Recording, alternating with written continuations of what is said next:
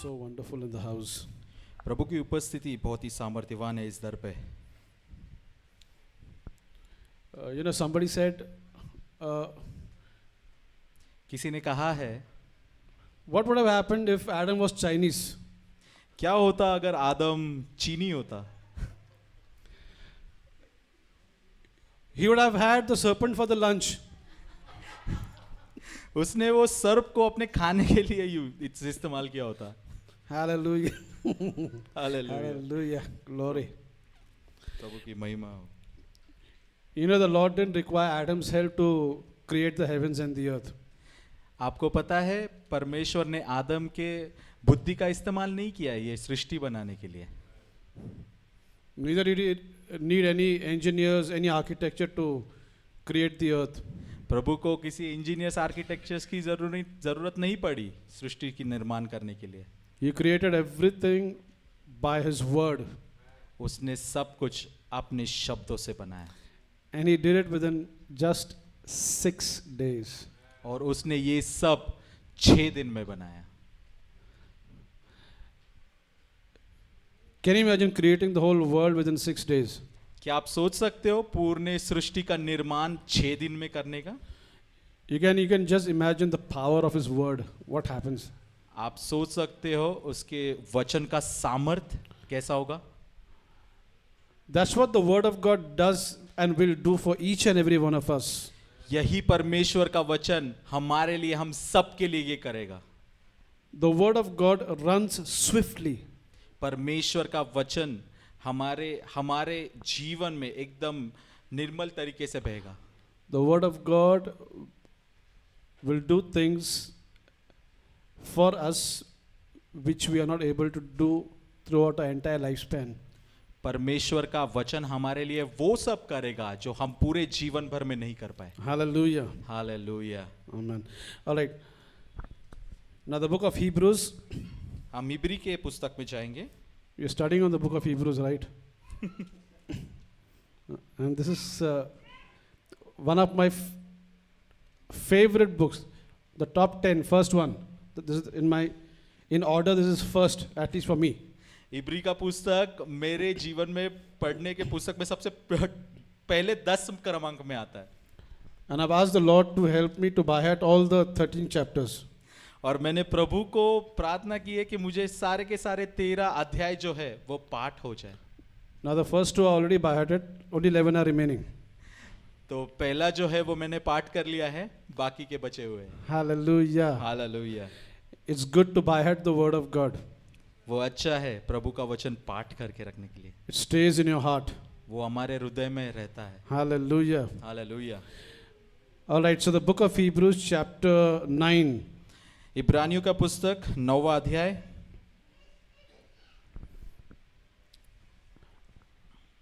Now verse 15 says, वचन 15 ये कहता है, and for this cause he is the mediator of the New Testament. इसी कारण वह नई वाचा का मध्यस्थ है. That by means of death for the redemption of the transgression that were under the first testament. ताकि उसकी मृत्यु के द्वारा जो पहली वाचा के समय के अपराधों से छुटकारा पाने के लिए हुई है. They which are called might receive the promise of eternal inheritance. बुलाए हुए लोग प्रतिज्ञा के अनुसार अनंत मिरास को प्राप्त करें. So your inheritance and my inheritance is not temporary. तो आपकी जो विरास है और हमारी विरास है वो कुछ क्षण के लिए नहीं है. You and I, we have received an eternal inheritance. आपने और हम सब ने वो अनंत काल की विरास को पाया है. Because of the blood. क्योंकि यीशु के रक्त के द्वारा. Hallelujah. Hallelujah. Now he says that he is the mediator. Your mediator means he is a lawyer. वो कहता है कि वो मध्यस्थ है. मध्यस्थ कौन होता है? जो लॉयर होता है, जो वकील होता है. They say lawyers are liars. वो कहते हैं कि वकील झूठे होते हैं. But this is the only lawyer that doesn't lie because he is truth. Amen. प्रभु यीशु एक ऐसा वकील है जो कभी झूठ नहीं बोलता क्योंकि वह स्वयं सत्य है। Hallelujah. Hallelujah. When he said, I am the way, the truth, that means when he is truth, nothing will come out of him but truth. आमेन। वो कहता है मार्ग सत्य और जीवन मैं हूं, तो जब वो बोलता है तो सत्य ही निकलता है, झूठ कभी नहीं निकलता। Because the scripture says it is impossible for God to lie. क्योंकि वचन ये कहता है कि ये असंभव है प्रभु के लिए झूठ। Impossible मतलब impossible ही है. He cannot. It's impossible for him to lie. असंभव का मतलब असंभव ही है। कुछ भी हो, impossible to lie. कुछ भी हो, इट इज असंभव है प्रभु का झूठ बोलना। Let God alone be truth and every man a liar. सिर्फ प्रभु खरा निकले और बाकी सब झूठे। All right, so now he says that for this cause he is the advocate. तो वचन ये कहता है कि यही कारण के वजह से वह हमारे लिए एक मध्यस्थ है। Say advocate. एडवोकेट कहिए। Say one more time, advocate. एक बार फिर से advocate. Now if you look at the book of John, 1 John chapter 2. तो हम अगर पहले यूहन्ना की पत्री देखते हैं, उसका दूसरा अध्याय, Let us read it together. Verse 7 में पढ़ते हैं। verse 1 and 2. Amazing.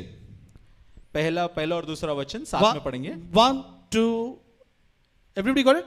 1, 2, 3. My little children, these things write I unto you that ye sin not. And if any man sin, we have an advocate with the Father, Jesus Christ the righteous. And he is the propitiation for our sins, and not for us only, but also for the sins of the whole world. Amen. Wow. आमेन। हे मेरे बालको, मैं ये बातें तुम्हें इसलिए लिखता हूं कि तुम पाप न करो, और यदि कोई पाप करे तो पिता के पास हमारा एक सहायक है, अर्थात धर्मी यीशु मसीह, और वही हमारे पापों का प्रायश्चित है, और केवल हमारे ही नहीं वरन सारे जगत के पापों का भी। Now when John wrote this, he says we have an advocate not with God. जब यूहन्ना ने ये लिखा तब उसने ये नहीं कहा कि एक वकील है जो प्रभु के साथ है। We have an advocate with the Father. उसने कहा वो वकील जो है वो पिता के लिए है। You see, God is a judge. आप देखते हैं कि परमेश्वर न्यायी है। The Father is not the judge. पिता न्यायी नहीं है, परमेश्वर न्यायी है। Father is a heavenly, loving heavenly Father. पिता जो है वो स्वर्गीय प्रेमळ पिता है। And it doesn't say, it says that we have an advocate with the Father. और वचन ऐसे कहता है कि हमारे पास एक वकील है जो पिता के साथ है। That means खुदा ने खुद एक वकील को हायर किया है। That means the Lord has hired the lawyer by himself. अभी जरा से सोचिए कि खुदा ने अगर हमारे लिए वकील हायर किया है तो वो हमारे आगे से बात करेगा क्या? Then think about it. If God has hired a lawyer for us, will He speak against us? Now, here for example, suppose if Manoj gets into trouble, you will not. Amen. If he gets into trouble, अगर हम विचार करें कि हमारे भाई मनोज है, अगर वो किसी मुसीबत में पड़ते हैं, and pastor looks out for the best lawyer in the whole land, और मनोज के पिता पास्टर जो है वो इस दुनिया के सबसे अच्छे वकील की नियुक्ति करते हैं, and he has paid him so well that he is going to do nothing but win the case. और उन्होंने मनोज के पिता ने उस वकील को इतना अच्छा पैसा दिया है कि वो कुछ नहीं करेगा, सिर्फ केस को जीतेगा। So when it says we have an advocate not standing against us with the Father, but he is with the Father for us. तो वचन ऐसे कहता है कि एक ऐसा वकील है जो पिता के साथ में सिर्फ खड़ा ही नहीं है, बट वो हमारे लिए खड़ा है। You know, there are a lot of people who think that Jesus is standing before the Father as an advocate and he is protecting us from every sin. तो बहुत सारे लोगों को ऐसा लगता है कि प्रभु यीशु पिता के सामने खड़े हैं तो वो हमारी रक्षा कर रहे हैं पापों से। It's like, you know, the moment we sin, the advocate is telling Father, please don't look at that sin, please look at my blood. No. तो लोगों को ऐसा लगता है कि जब कभी उनके हाथ से पाप होता है तो प्रभु यीशु पिता के सामने रुक के कहते हैं कि पिता उनके पापों की तरफ मत देखिए, मेरे लहू की तरफ देखिए। If that was the case, then why did he come on the earth to die for our sins? अगर ऐसा होता तो वो हमारे लिए अपने प्राणों का बलिदान क्यों करता इस धरती पे? Then why did he say it is finished? तो वो ऐसा क्यों कहता कि ये सब पूर्ण हुआ? No, 1,000 times no. In heaven he doesn't do that. 1000 बार नहीं, क्योंकि स्वर्ग में वो वैसा नहीं करता है। We have an advocate with the Father, not to stand against us, but to stand against our adversary. हमारे पास जो वकील है जो पिता की ओर से है वो हमारे विरुद्ध में नहीं लेकिन सारे शत्रु के विरुद्ध में है। Hallelujah. Because there is an adversary who says, who's an accuser of the brethren, the scripture says. क्योंकि जो शत्रु है वो हमारे ऊपर पाप दोष लाता है। Yeah, because he's the one who accuses us before God day and night, the scripture says. वचन यह कहता है कि वो दिन रात परमेश्वर के सामने हमारे विरुद्ध दोष लाता है। So your advocate and my advocate, he is the one who confronts our adversary. तो जो आपका वकील, हमारा वकील, हम सबका जो वकील है वो उनको ऐसा फेस करता है, उनके सामने खड़ा होता है। Hallelujah. Hallelujah. Wow. We have an advocate with the Father, Jesus Christ the righteous. आमेन, आमेन। हमारे पास वकील है जो पिता के साथ है, जो धर्मी है। And he is the propitiation for our sins, and not for us only, but also for the sins of the whole world. और वो एक मध्यस्थ है सिर्फ आपके और हमारे पाप के लिए, लेकिन सारी दुनिया के पाप के लिए। Wow, thank you, Jesus. धन्यवाद यीशु। Hallelujah. Hallelujah. Thank you Lord. And he is the only advocate who lives forever. और ये एक ऐसा वकील है जो अनंत काल तक रहेगा। You know, the book of Hebrews says that इब्रानियों की पुस्तक यह कहती है, for Christ has entered into the most holy place that is in heaven.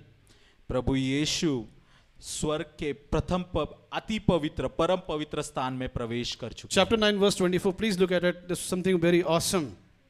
9वां अध्याय 24वां वचन। You know, these verses put springs in my legs. ये ऐसा वचन है जो मुझे उछलने पे मजबूर करता है। It makes me feel 10 feet tall. ये ऐसा वचन है जो मुझे 10 फीट ऊंचा उठाता है। Come on, saints, this is the book of Hebrews. इब्रानियों की पुस्तक निकालिए प्लीज। इब्रानियों की पुस्तक 9वां अध्याय 24वां वचन हम पढ़ेंगे। One lady said, men are supposed to make coffee when they get up in the morning.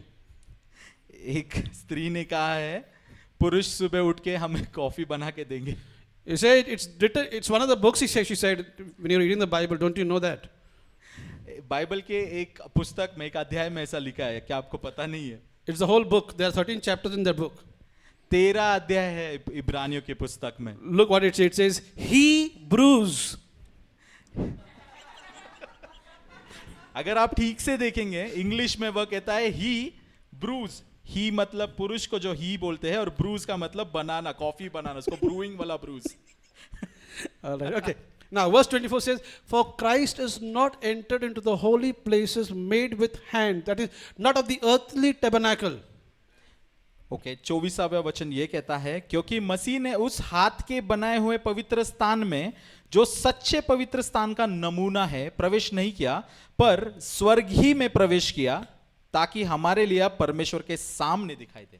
There is a temple in heaven, and Jesus did not enter into the temple made with hands on the earth. He entered into the real temple to appear in your place and my place before God. Wow. प्रभु यीशु स्वर्गीय मंदिर में प्रवेश कर चुके हैं। ऐसा मंदिर नहीं जो इंसानों के हाथों से बनाया, पर वो ऐसा मंदिर है जो स्वर्गीय स्थानों में है और उसमें प्रभु ने प्रवेश किया हम पिता के सामने हमें खड़ा करने के लिए। He is your representative and my representative in heaven. वो हमारा रिप्रेजेंटेटिव है, वो हमें दर्शाता है। He has appeared in the presence of God in our place. वो प्रभु के उपस्थिति में प्रवेश कर चुका है हमारे लिए। And that's why the Father has accepted us. इसलिए पिता ने हमें कबूल किया है।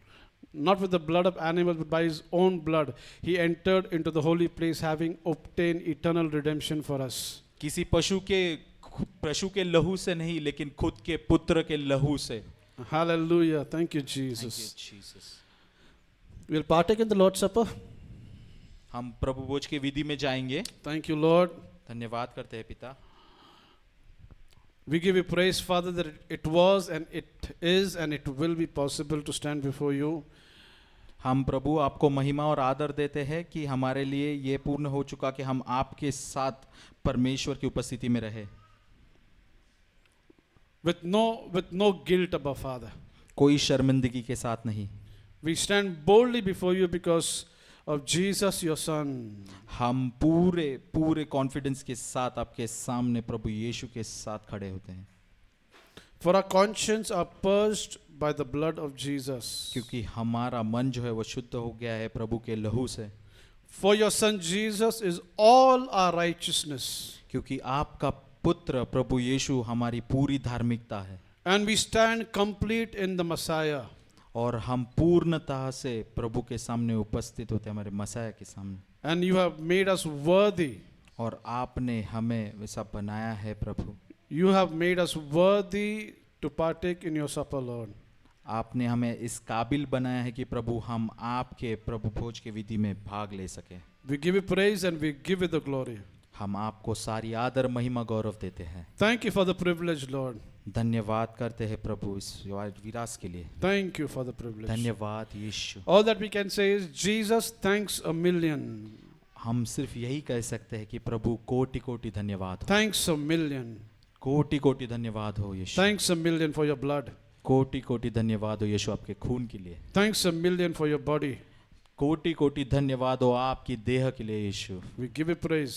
हम आपको आदर महिमा, Give you all the glory. आपको सारा गौरव देते हैं। In Jesus' name. यीशु के नाम से प्रार्थना मांगते हैं, Amen. आमीन। Let's partake. हम भाग लेंगे।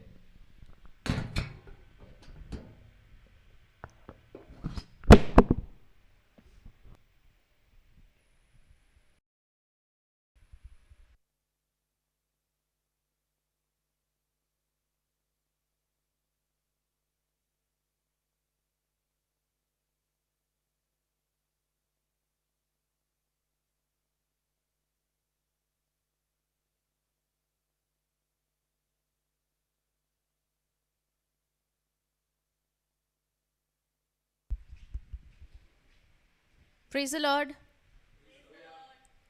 Awesome. Praise God. So I'm sure सभी ने स्तुति आराधना और ये वचन एंजॉय किया। हम आनंदित हैं? ओके आज बारिश के कारण बहुत सारे जाने एब्सेंट हैं। Okay praise God. ठीक है, सो जैसे कि आपको पता है कि पिछले हफ्ते संडे को लेडीज़ मीटिंग हुई थी, है ना। सो अब अगली लेडीज़ मीटिंग, महिलाओं की जो सभा है वो रहेगी 28 जुलाई को, 28 जुलाई को रविवार को, है ना। यानी कि हमारे पास 2 संडे और है, मतलब दूसरे एक छोड़ के दूसरा संडे वो हमारा 28 जुलाई को लेडीज़ मीटिंग रहेगा, वही शाम को 6:30 बजे। ओके सो यस, इसके अलावा जो सूचनाएं हैं वो ये है कि ये जो रिकॉर्डिंग है आज का भी वर्ड का, इवन वर्शिप का, वो सारी वीडियोस रिकॉर्ड होती है और हमारे यूट्यूब चैनल जिसका नाम है किंगडम ऑफ हेवन मिनिस्ट्रीज़, उस पर अपलोड की जाती है। तो इस पे प्लेलिस्ट है, आप देख सकते हैं चैनल पे बहुत सारी प्लेलिस्ट है। तो ये प्लेलिस्ट में से आप वीडियो वापस से सुन सकते हैं और प्रभु के वचन में बढ़ सकते हैं, है ना, प्रभु के वचन में बढ़ सकते हैं। ओके सो आप ये वीडियोस दूसरों के साथ भी शेयर करें ताकि वो भी वचन में बढ़े। Hallelujah, awesome. सो इसके अलावा आपको पता ही है कि हमारा एक जो भाग है KOHM का, वो है KBS बच्चों का भाग। आप देख सकते हैं उसका झलक, ये अभी हमारे आने वाले KBS मेंबर्स हैं। सो यस, तो ये हमारी मीटिंग्स ऑनलाइन और ऑफलाइन दोनों होती है। सो आप अगर आपके रिलेटिव्स में, आपके परिवार में कोई भी और बच्चा है तो आप हमसे संपर्क कर सकते हैं। हालेलुया। ओके इसके अलावा सेल मीटिंग्स, आई थिंक अभी सेल मेंबर्स ज़्यादा हैं हमारे पास अभी इधर। ओके सो सेल मीटिंग्स, हमारे जो ऑनलाइन व्यूअर्स हैं, आप भी स्क्रीन के नीचे एड्रेस दिया होगा, तो वो हमारा जिधर हर संडे जिधर हमारी सभा होती है उधर मीटिंग होती है। तो अगर आप पुणे में हैं, पिंपरी में हैं, तो आप ज़रूर से आइए ताकि हम साथ में सहभागिता करें और परमेश्वर के वचन में बढ़े। Hallelujah. Okay so yes, I think यही बेसिक अनाउंसमेंट्स हैं अभी के लिए। टेस्टिमनीज, हमारे जो सेल लीडर्स हैं वो हमें टेस्टिमनीज छुपा के रख रहे हैं। जो टीम मेंबर्स हैं, क्रू मेंबर्स हैं, उनके पास भी बहुत सारी गवाहियाँ हैं। तो मैं विश्वास करती हूँ कि मीटिंग के बाद वो शेयर करेंगे। हालेलुया। यस, दिख रहा है मुझे वो हंसी के पीछे टेस्टिमनीज दिख रही है ना। Okay praise God. सो क्या हम तैयार हैं आज के वचन के लिए? Yes, ready? Okay, praise God. So आज हमारे साथ पवित्र आत्मा जिनके द्वारा बात करेंगे, तो हम उन्हें इनवाइट करना चाहते हैं. तो आज के हमारे जो प्रीचर हैं, जो हमें वचन में और बढ़ाएंगे आगे, वो हैं हमारे ब्रदर आशीष, जो हमारे QHM के ऑफिशियल ट्रांसलेटर हैं, है ना. सो एक जोरदार तालियों के साथ उनका स्वागत किया जाए. और हमारे मनोज ब्रदर जो ट्रांसलेट करेंगे आज हमारे लिए. Thank you Jesus. धन्यवाद यीशु.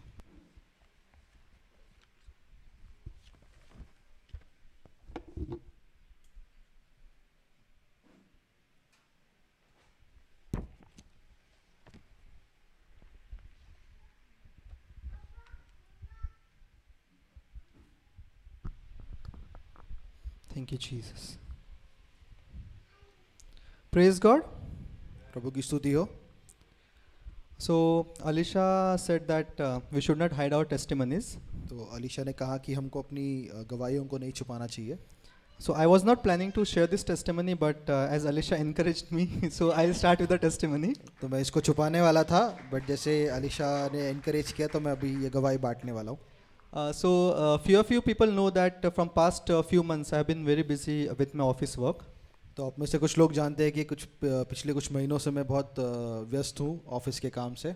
So it was I was doing some R&D and from past two months it was very interesting work and I was liking that work. और 2 महीने से मैं जो काम कर रहा था, R&D कर रहा था, मुझे बहुत पसंद आ रहा था. So every week I used to give demo to the vice president of our company. तो हर हफ्ते जो कंपनी के वाइस प्रेसिडेंट है उनको मैं डेमो देता था. So this Thursday what happened was इस गुरुवार ऐसा हुआ that the VP said that okay this project we are keeping on hold, we are going ahead with the new project.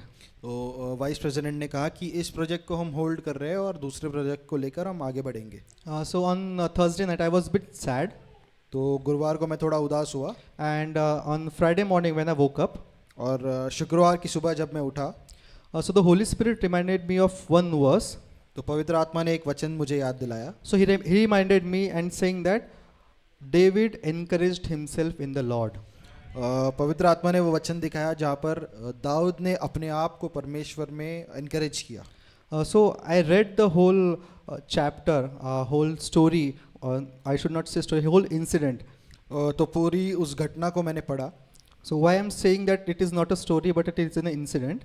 मैं ऐसा क्यों कह रहा हूँ कि ये कहानी नहीं बट एक घटना है? Because stories can be made. क्योंकि कहानियों को बनाया जा सकता है. But incidents have happened. But घटना जो है वो सच में हुई थी. That's why whatever is written in the Bible, इसीलिए बाइबल में जो कुछ लिखा है, we should not say it is a story. तो हमको ये नहीं कहना चाहिए कि वो एक कहानी है. It is an incident which happened in real life. ये एक सच्ची घटना है जो हुई थी. So I read the whole incident about David. So Dawood के साथ जो हुआ था उस पूरी घटना को मैंने पढ़ा. So in short I'll tell you. और संदर्भ में मैं बताऊंगा. David he went to Philistines. David जो दाऊद जो है वो फिलिस्तियों के पास गया. And he was working for Philistines. और फिलिस्तियों के लिए वो काम कर रहा था. And it happened so. और ऐसा हुआ. All the princes of Philistines they gathered together. जितने भी फिलिस्ती के जो रूलर्स थे वो लोग एक साथ आए. And they decided to attack Israel. और इज़राइल पर उन्होंने आक्रमण करने का निश्चय किया.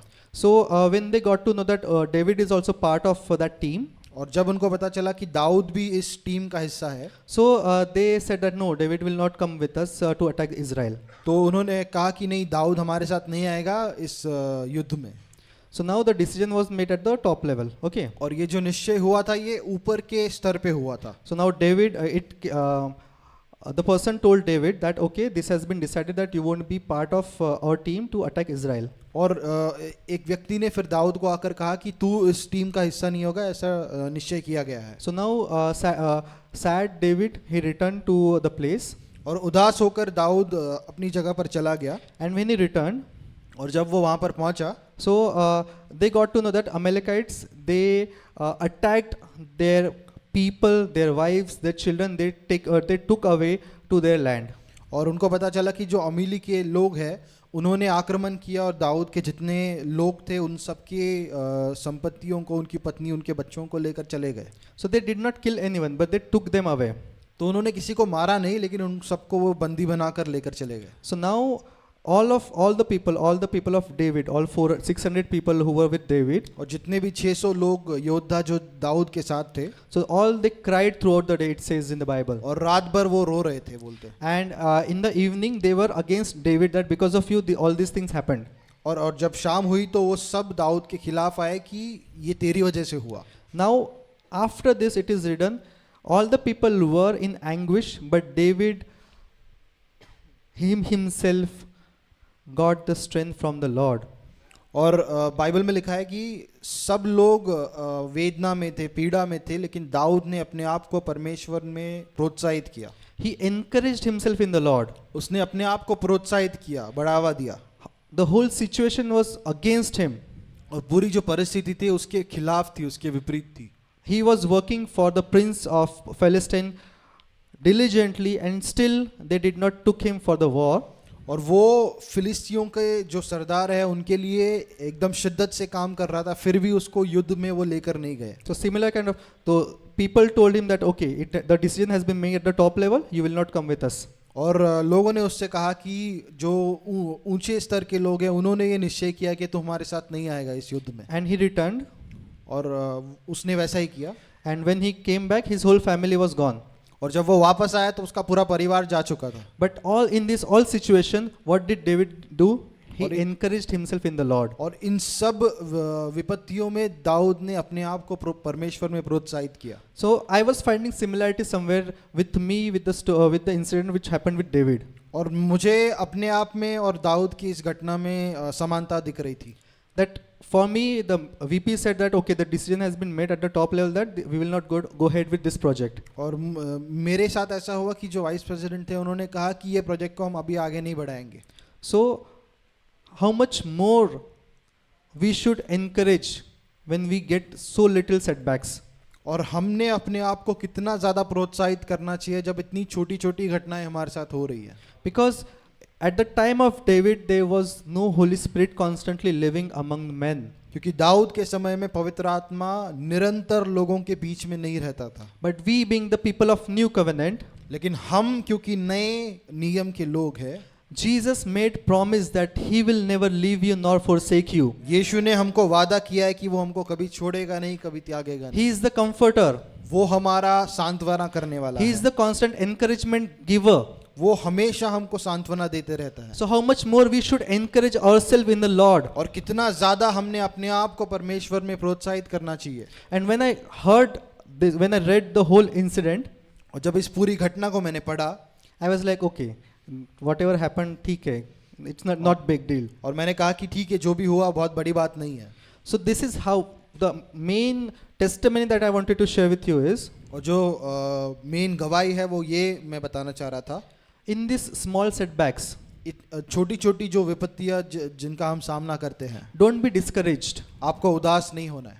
Encourage yourself in the Lord, अपने आप को परमेश्वर में प्रोत्साहित करना है, because the biggest encourager that you have with you, क्योंकि सबसे बड़ा सांत्वना करने वाला वो आपके साथ है। He is the Holy Spirit. वो पवित्र आत्मा है। He is going to give you the strength. वो आपको ताकत देगा। He is going to remind you the verses that Jesus spoke, वो आपको उन वचनों को याद दिलाएगा जो the यीशु ने words of कहा। compassion, वो सांत्वना, वो करुणा के शब्द, the words of encouragement. प्रोत्साहित करने वाले शब्द। Jesus didn't have any encourager to encourage him all the time. यीशु के पास कोई सांत्वना देने वाला नहीं था जो हर समय उसको प्रोत्साहित कर सकता At था। the Garden of Gethsemane, he was crying.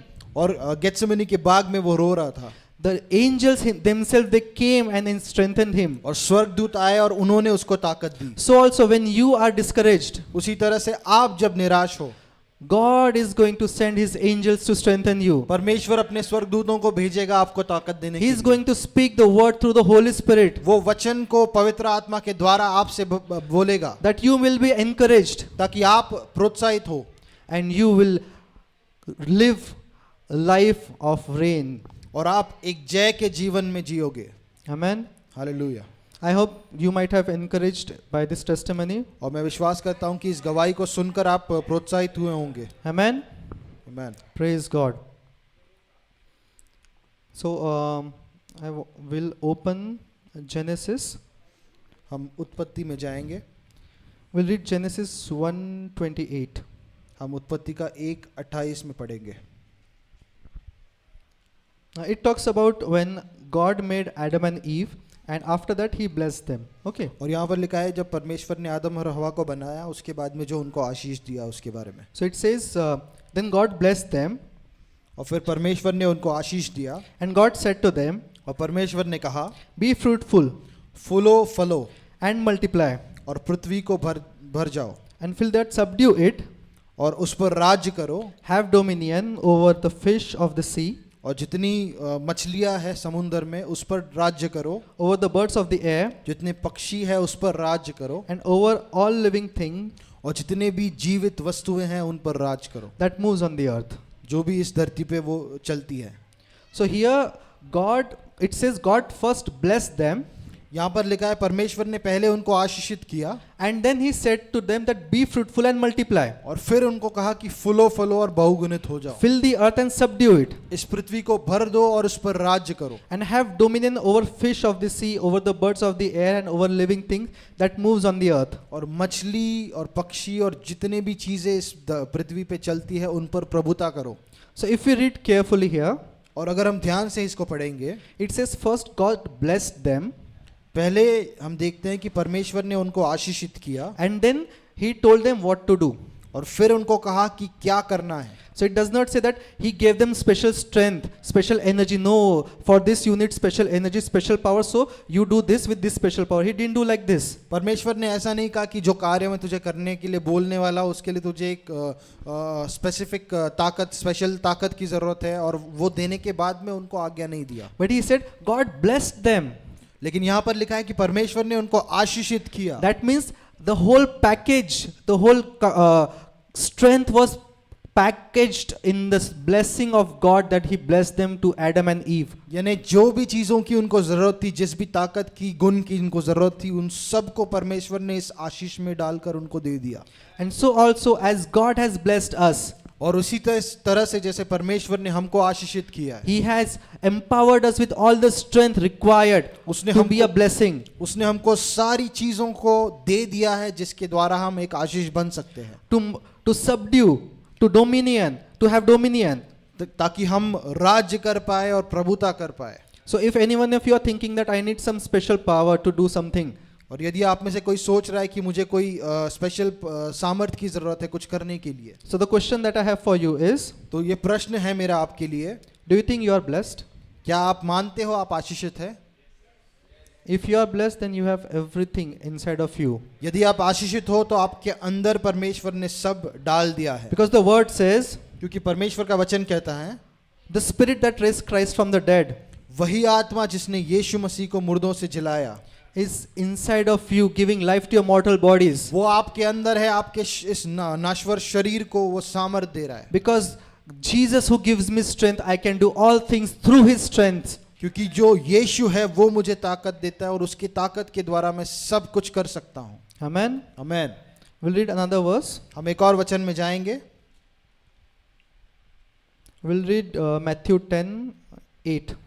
मत्ती का 10:8 हम पढ़ेंगे. So here Jesus was telling His disciple or sending His disciple with this commandment. और यहाँ पर यीशु अपने शिष्यों को एक आज्ञा देकर भेज रहे थे. So it says Matthew 10:8. मत्ती 10:8 में ऐसा लिखा है, Heal the sick, बीमारों को चंगा करो, cleanse the lepers, कोढ़ियों को शुद्ध करो, raise the dead, मुर्दों को जिलाओ, cast out demons. दुष्टात्माओं को निकालो, Freely you have received, freely give. तुमने मुफ्त में पाया है और उसको मुफ्त में दो. So here as well, when Jesus is commanding His disciples, यहाँ पर भी हम देखते हैं जब यीशु अपने शिष्यों को आज्ञा दे रहे हैं, so He's telling them to do something. वो उनको कुछ करने के लिए कह रहे हैं. So He's telling them to heal the sick. वो उनको कुछ बीमारों को चंगा करने के लिए कह रहे हैं. He's telling them to cleanse the lepers, कोढ़ियों को शुद्ध करने के लिए कह रहे हैं, raise the dead, मुर्दों को जिलाने के लिए कह रहे हैं, cast out demons. दुष्टात्माओं को निकालने के लिए कह रहे हैं. So why I read these two verses, first from Genesis and now from Matthew? तो मैंने इन दोनों वचनों को क्यों पढ़ा, पहले उत्पत्ति से और अब मत्ती से? So I wanted to tell you that God created us to be fruitful. मैं आपको ये बताना चाह रहा हूँ कि परमेश्वर ने हमको फलदायी। फलदायक रहने के लिए बनाया है। He called us to bring results. उसने हमको रिजल्ट्स लाने के लिए बनाया है। We see in the life of Jesus. हम यीशु के जीवन में देखते हैं, In gospel it says wherever he went, he healed the sick. जहां पर भी वो गया, सुसमाचार में लिखा है कि उसने लोगों को चंगा किया, He healed them all, it says. और उसने उन सब को, जितने भी लोग थे, सबको चंगा किया। That means he was carrying the results with him. इसका मतलब जो उत्तर है उसको वो अपने साथ में लेकर चल रहा था। So also, इसी प्रकार से God made us to परमेश्वर- bring results in our lives. परमेश्वर ने हमारे जीवन में हमको उत्तरों को उत्पन्न करने के लिए बनाया है। As we read in Genesis, जैसे हमने उत्पत्ति में देखा, God commanded them to be fruitful. परमेश्वर ने उनको फलदायक होने के लिए कहा। Here he commanded the disciples to heal the sick, to यहाँ पर- cleanse the lepers. यहाँ पर परमेश्वर ने शिष्यों को आज्ञा दी कि वो बीमारों को चंगा करे और कोढ़ियों को शुद्ध करे। So also the same commandment God has given us, इसी प्रकार से यही आज्ञा परमेश्वर ने हमको भी दिया है to be fruitful, to bring results in his kingdom. कि हम फलदायक रहे, उसके राज्य में हम उत्तर लाए, फल लाए। So we'll see how we can be fruitful in, or how we can bring results in the kingdom of God. तो हम देखेंगे कि परमेश्वर के राज्य में हम फल को कैसे ला सकते हैं। So I have written about 17 points. Okay. तो मैंने 17 पॉइंट्स लिखे हैं, So the reason being, और इसका कारण ऐसा है, I heard once Andrew Womack said और एक बार एंड्रू वॉमेक का मैंने सुना, that he said that for his one of the first sermons he prepared a lot, उसका जब वो पहले बार प्रचार कर रहा था तो उसके लिए उसने बहुत तैयारी की थी, and he thought that okay he will speak a lot, और उसने सोचा था कि वो बहुत देर तक बात कर पाएगा, but after 5-10 minutes और 5-10 मिनट के अंदर he was loss of words, that what should he speak next. और वो सब खत्म करके वो अभी सोच रहा था कि आगे मैं क्या बोलूं। So I came prepared इसीलिए मैं तैयारी के साथ आया। that God gave me about 17 points. Okay. तो परमेश्वर ने मुझे 17 पॉइंट्स दिए, So we'll see how many of them we can cover. तो हम देखेंगे कि इसमें से कितने हम कवर कर पाते हैं। Okay, so for the first point is पहला पॉइंट है, following some rules and principles gives us results. Okay. कुछ नियम और कायदों का जब हम पालन करते हैं तो उससे हमको फल मिलता है। So the main reason is on this earth we see that the laws and the principles are in force, right? तो हम देखते हैं कि इस पृथ्वी पर भी कुछ कायदे हैं, कुछ नियम है जो कार्य में है। So like we have law of gravity. तो गुरुत्वाकर्षण का नियम हम देखते हैं। In Bible we see the law of sowing and reaping. तो बाइबल में हम देखते हैं बोने और काटने का नियम। So also to get results we have some principles, some rules that we need to follow. सो इसी प्रकार से फलदायक होने के लिए भी कुछ तथ्य है, कुछ नियम है। So Bible says it is blessed to give than to receive, right? Bible में लिखा है कि देना आशीष ज्यादा आशीषित है स्वीकार करने से। Because the blesser is greater than the taker, right? तो जो देने वाला है वो स्वीकार करने वाले से बड़ा है। Also it says Matthew 6:33 that seek first the kingdom of God and his righteousness, then all these things, all your eating, your clothes, everything shall be taken care of. और मत्ती के 6:33 में ऐसा कहा है कि परमेश्वर के राज्य और उसकी धार्मिकता को पहले खोजो तो जिन भी चीज़ों की तुमको ज़रूरत है, तुम्हारे खाने की, कपड़ों की, वो सारी तुम्हारे साथ जोड़ दी जाएंगी। These are the laws that God has kept in place for us to bring results. और परमेश्वर ने इन नियमों को बनाया है ताकि इनके द्वारा हम फलदायक रहे। So you want your food, clothing, shelter to be taken care of? तो यदि आप चाहते हैं कि आपका खाना पीना, आपका रहना, इन चीज़ों का देखभाल किया जाए, The principle is there. तो इसके लिए एक सिद्धांत है You seek first the kingdom of God. कि आप पहले परमेश्वर की राज्य को खोजो। If you want to reap, यदि आपको बोना है, you have to sow. आपको यदि काटना है तो आपके लिए उसके लिए आपको बोना होगा। If you don't reap, you won't harvest, right? यदि आप बोते नहीं हो तो आप फसल नहीं काटोगे। So these are the basic principles which God has kept in place for us to bring results. तो ये बुनियादी सिद्धांत है जो परमेश्वर ने हमारे लिए रखा है जिसके द्वारा हम फल लाए। One more important thing is time management. एक और ज़रूरी चीज़ है कि हमारे समय को हम किस तरह से इस्तेमाल करते हैं। So Jesus, if you know, his ministry was about 3.5 years, right? तो हम देखते हैं कि यीशु ने जो धरती पे सेवा की उसका 3-3.5 साल का सेवा काल था। But the impact that it had, लेकिन उसका जो इम्पैक्ट हुआ, उससे उसका जो प्रतिफल हुआ, we see the whole world knows who Christ is. तो हम देखते हैं कि पूरी दुनिया को आज पता है कि यीशु कौन है। In 3.5 years, he did so many miracles. उसने उन 3.5 सालों में इतने सारे चमत्कार किए, He did so many healings. इतने सारी चंगाई की, He preached so much of sermons. इतने सारे उसने प्रचार किए, So much so that John had to say that if all the books in this whole world, if we would write it, still it would not be sufficient to write what Jesus did. कि यूहान जो था उसने कहा कि अगर सारे दुनिया के किताबों को भी हम मिला दे तो और उसमें लिखने लगे तो भी यीशु ने जो कार्य किए हैं वो लिखना काफ़ी नहीं होगा।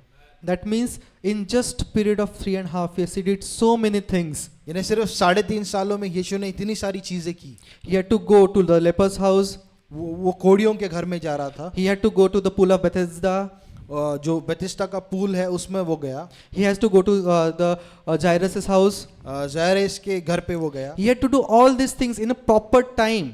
और इन सारी चीज़ों को उसको सही समय में करना था, And he did very efficiently. और इन सब चीज़ों को बहुत अच्छे से उसने किया।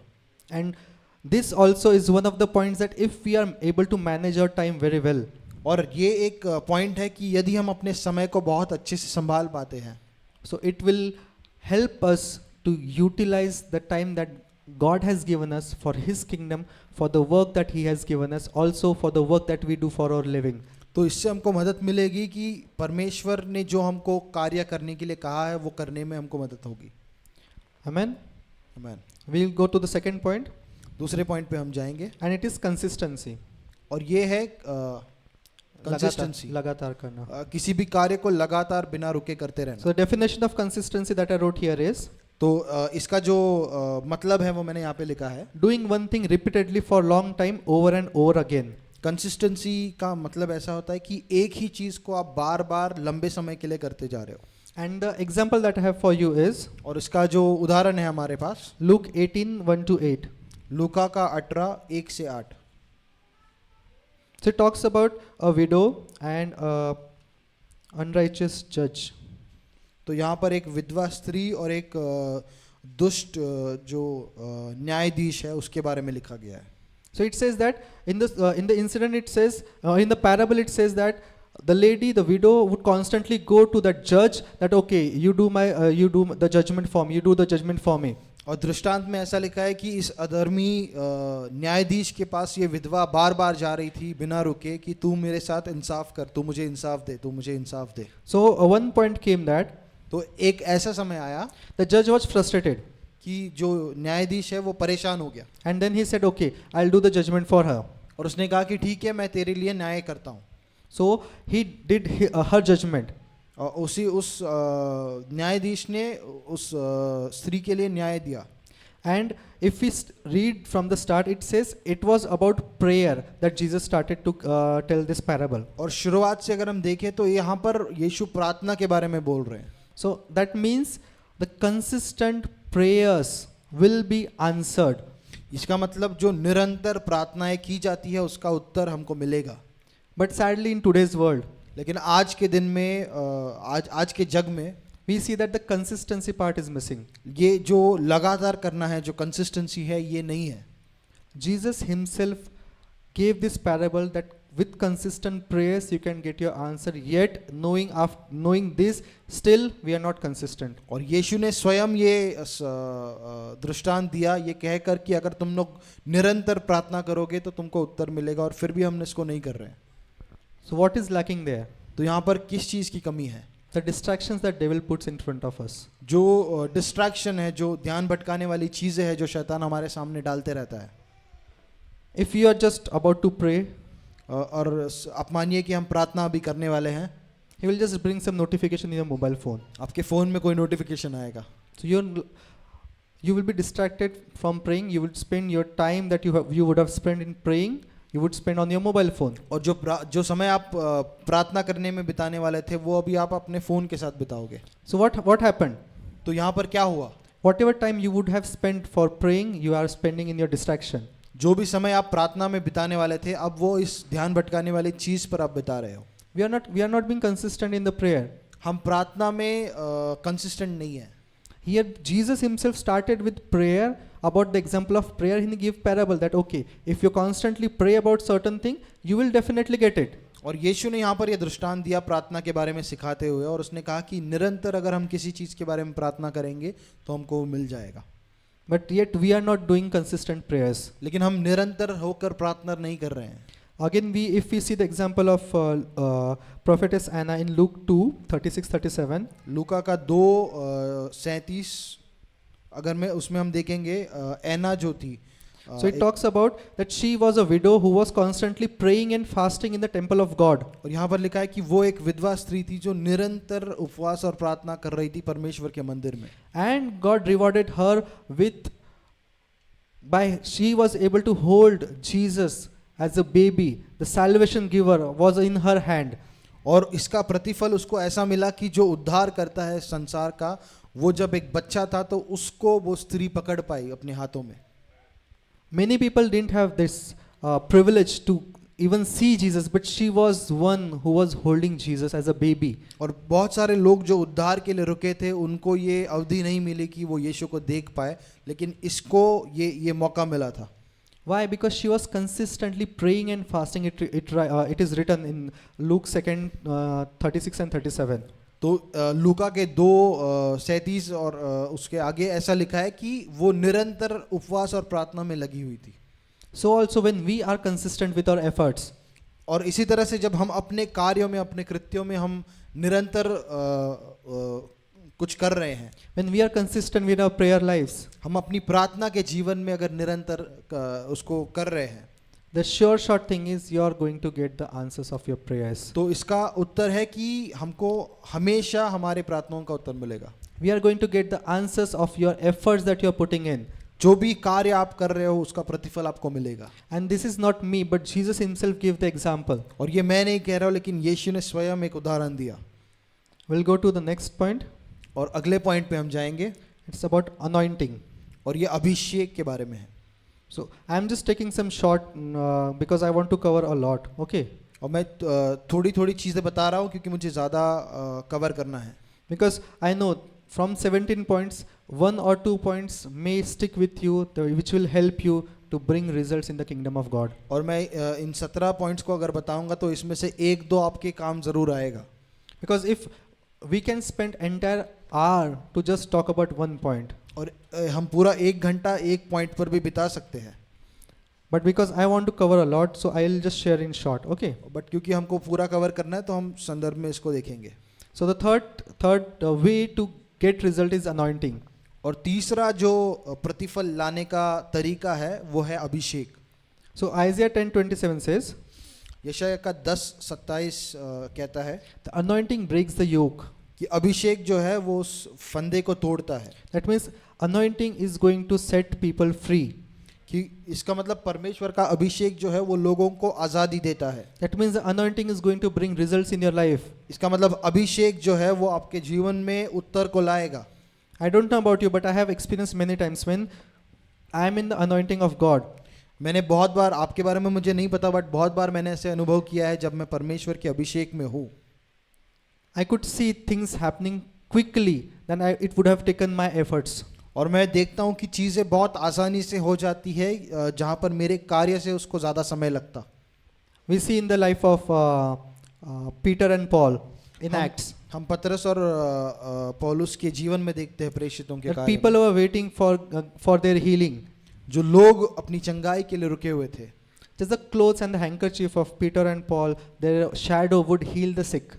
और पतरस की परछाई और पौलुस का जो हैंकी है वो लोगों को जाकर चंगा कर रहा था। It was bringing them the results. उससे उनको प्रतिफल मिल रहा था। So the anointing of some men of God, और कुछ जो परमेश्वर के लोग हैं उनका जो अभिषेक है, or the anointing when you are in the presence of God, और आप जब परमेश्वर के सानिध्य में हो उसका जो अभिषेक है, that brings results for you. वो आपके लिए प्रतिफल लाता है। We see it happened many times when I was just praying for this for message. और जब मैं इस संदेश के लिए भी जब मैं प्रार्थना कर रहा था, So the anointing of God came upon me, and within 5 minutes He gave me all these points. और परमेश्वर का जो अभिषेक है वो मुझ पे आया और 5 मिनट के अंदर मुझे ये सारे पॉइंट्स दिए उसने। Just 5 minutes. I just I got up, I just wrote what all God told me. और मैं उठा और मैंने सिर्फ लिखना शुरू किया जो भी परमेश्वर ने मुझे बताया। This is what anointing does, और अभिषेक जो है वो यही करता है, that it breaks the shackles which have bound you in one place. और जो बंधनों ने हमको एक जगह में बांध के रखा है उनको वो अभिषेक तोड़ता है। And when the shackles are broken, और जब ये बंधन टूट जाते हैं, obviously it is going to bring results in your life. और ये हमेशा उत्तर को लाएगा हमारे जीवन में। And we know that we have, First John says that the anointing that God has given us is inside of you. It is for you. और पहले यूहन्ना में ऐसा लिखा है कि जो परमेश्वर ने अभिषेक दिया है वो हमारे अंदर वस्ती करता है। That anointing will never leave you. वो अभिषेक कभी भी हमको छोड़कर नहीं जाएगा। If you think that only some man of God is anointed, यदि आप सोचते हैं कि सिर्फ कुछ परमेश्वर के सेवक हैं जिनके पास अभिषेक है, if I do like this only then the anointing will manifest in this place. यदि मैं ऐसा करूंगा तभी वो अभिषेक इस जगह में आएगा। I have good news for you. तो मेरे आपके लिए एक खुश खबर है मेरे पास That anointing, the same anointing is within you as well. कि वही अभिषेक आपके अंदर भी है।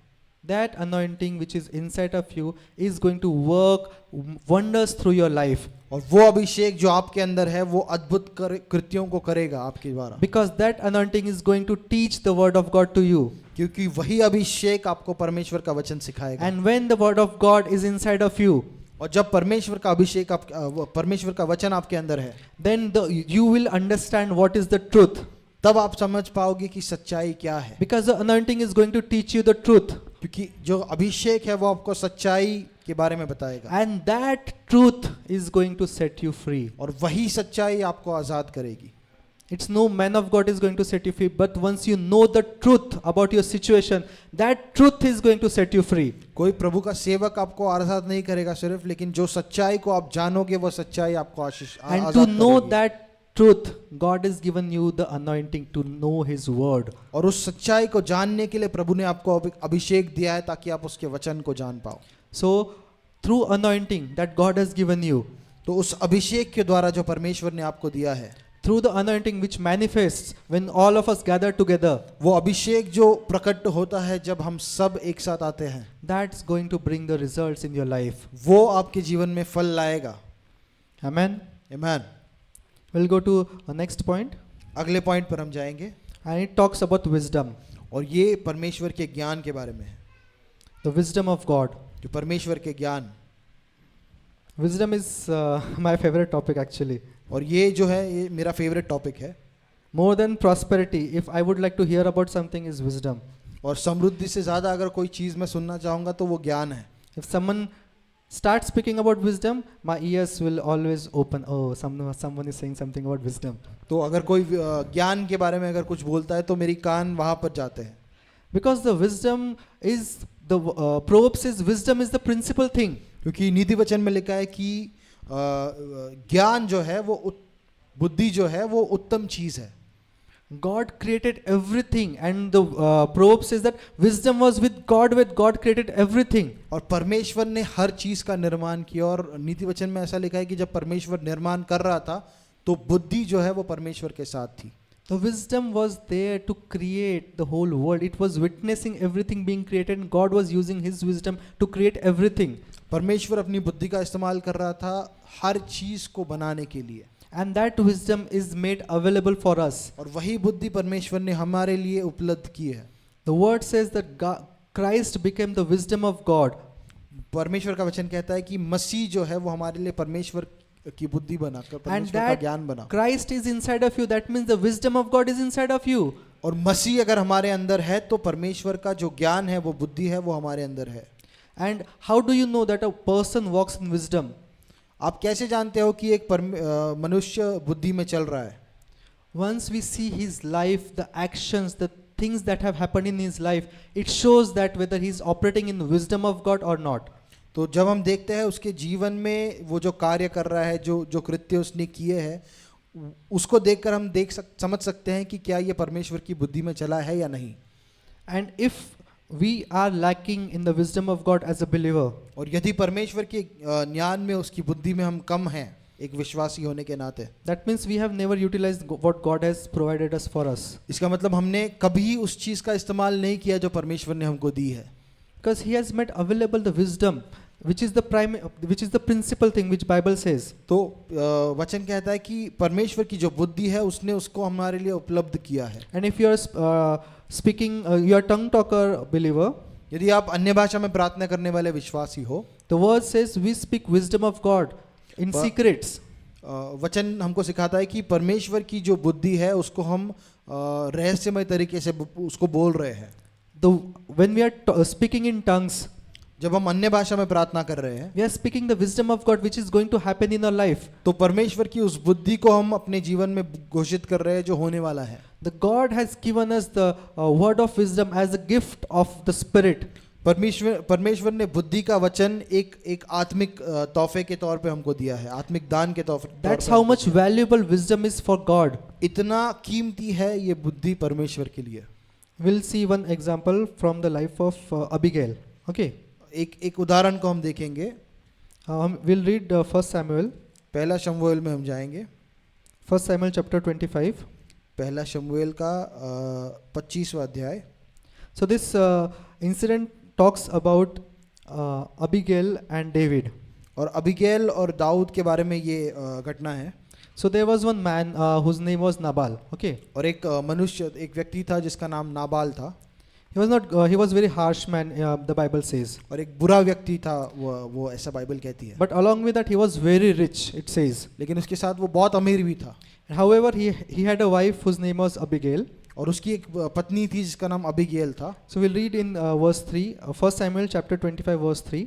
तो पहला शमूएल का 25 और उसका तीसरे अध्याय में हम पढ़ेंगे, तीसरे वचन में. The name of the man was Nabal, and the name of his wife Abigail, and she was a woman of good understanding and beautiful appearance. But the man was harsh, evil in his doing. He was of the house of Caleb. और उस पुरुष का नाम नाबाल था, उसकी पत्नी का नाम अबीगैल था. स्त्री तो बुद्धिमान और रूपवती थी, परंतु पुरुष कठोर था. So it says she was a woman of understanding, good understanding, it says. और वो जो स्त्री थी वो एक अच्छी बुद्धि वाली थी. So if we read the whole incident here in chapter 25, तो अगर हम इस घटना को पूरा पढ़ते हैं, so David sent some of his men to this guy Nabal that he would feed his men. तो दाऊद ने अपने कुछ लोगों को उसके पास भेजा ताकि उनको खाना मिल पाए. But this man Nabal, he insulted them. लेकिन नाबाल जो है उसने उनको इंसल्ट किया. And when David got to know about this, और जब दाऊद को इसके बारे में पता चला, so he decided that he is going to kill all of them. Dawood ने निश्चय किया कि इन सबको वो मार डालेगा. But when Abigail came to know about this, लेकिन जब अबीगैल को इसके बारे में पता चला, it says she hurriedly prepared the food, तो उसने तुरंत ही खाने को बनाया, and she went to David. और वो दाऊद के पास गई.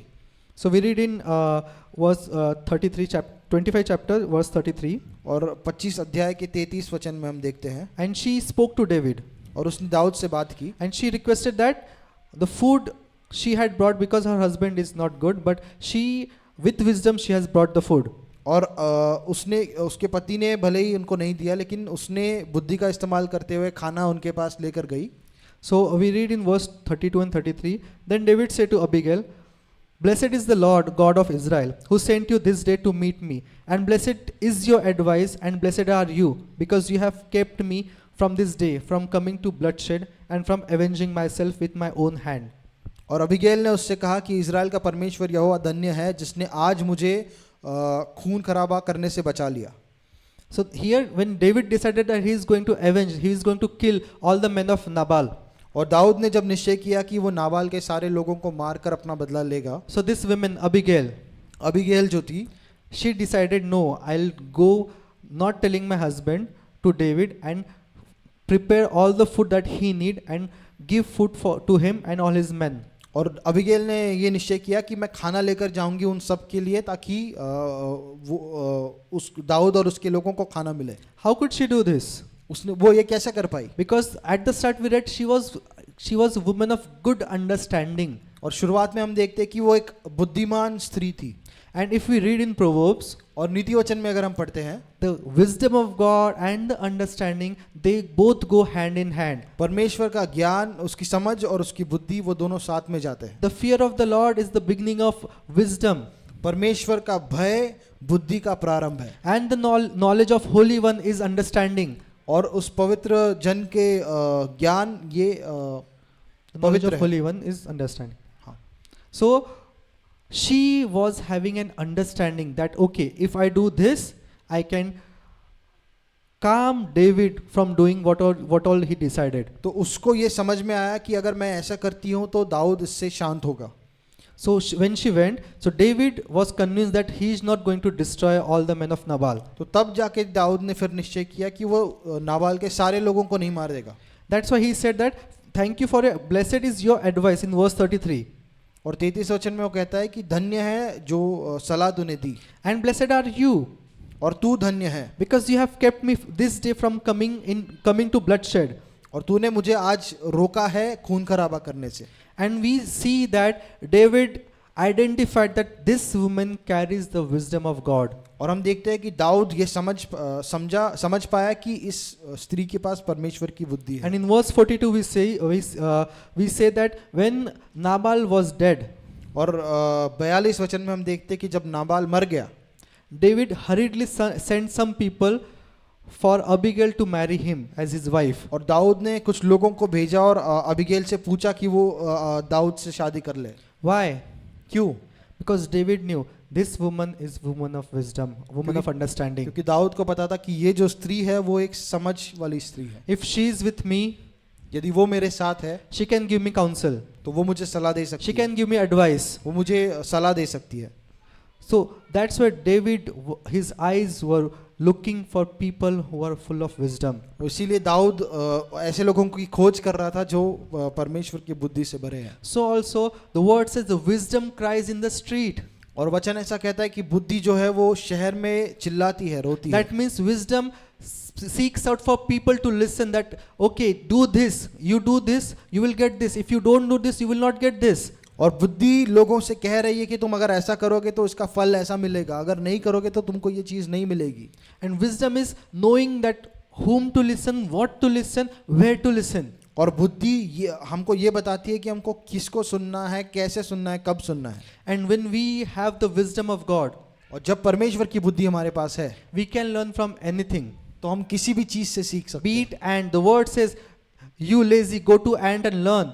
और एक चींटी से भी हम सीख सकते हैं, क्योंकि परमेश्वर का वचन कहता है कि तुम जो आलसी हो एक चींटी के पास जाओ और उससे सीखो। That's how the wisdom of God is very important, which He has given in throughout the world. He displays His wisdom through each and everything that happens in this world.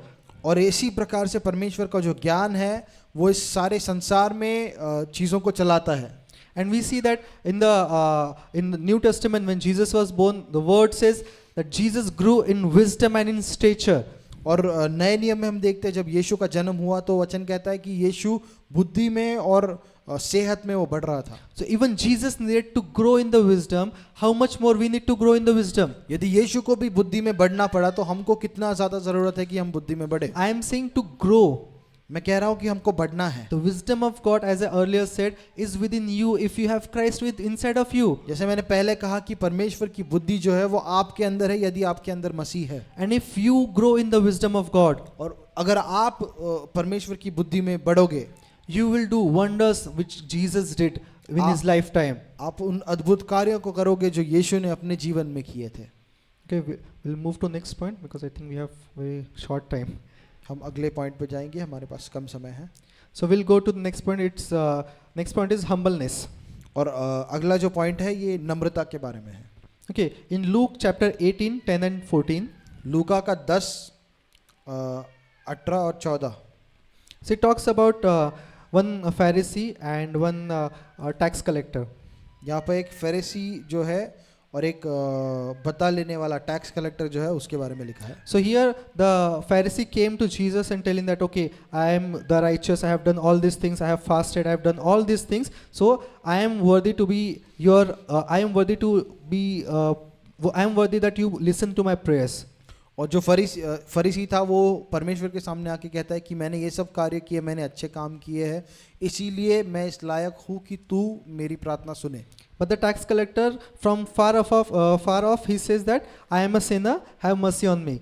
लेकिन जो चुंगी लेने वाला है वो दूर से ही कहता है कि मैं एक पापी हूँ, मुझ पे दया कर। And in verse 14 it says, और 14 वचन में वो ऐसा लिखा है last part, for everyone who exalts himself will be humbled, कि हर कोई जो अपने आप को ऊंचा उठाता है वो नम्र किया जाएगा, and he who humbles himself will be exalted. और जो अपने आप को नम्र करता है वो ऊंचा उठाया जाएगा। So this is the principle in God's kingdom, that if you want to go up, you have to first go down on your knees. और ये परमेश्वर के राज्य में सिद्धांत है कि अगर आपको ऊंचा उठना है तो पहले अपने आप को अपने घुटनों पर जाकर नीचे होना है। Going on your knees means humbling yourself. जब अपने घुटने पर आप जा रहे हो, आप इसका मतलब आप अपने आप को नम्र कर रहे हो। See, the biggest enemy that we have in this world, इस दुनिया में जो सबसे बड़ा शत्रु हमारा है that is not devil, वो शैतान नहीं है, that is your pride. वो आपका घमंड है। That is the first and the most important enemy that we have in our life is our pride. जो पहला और सबसे बड़ा दुश्मन है हमारा, वो हमारा घमंड है। Because word says God resists the proud. वचन कहता है कि परमेश्वर घमंडियों का विद्रोह करता, उनके खिलाफत करता है। He has already defeated the devil. उसने शैतान को पहले ही हरा दिया है, He is already beneath your feet. और वो पहले से ही आपके पैरों के नीचे है। But pride, लेकिन घमंड, no one can hold this pride. इस घमंड को कोई पकड़ नहीं सकता है। Pride can be anything.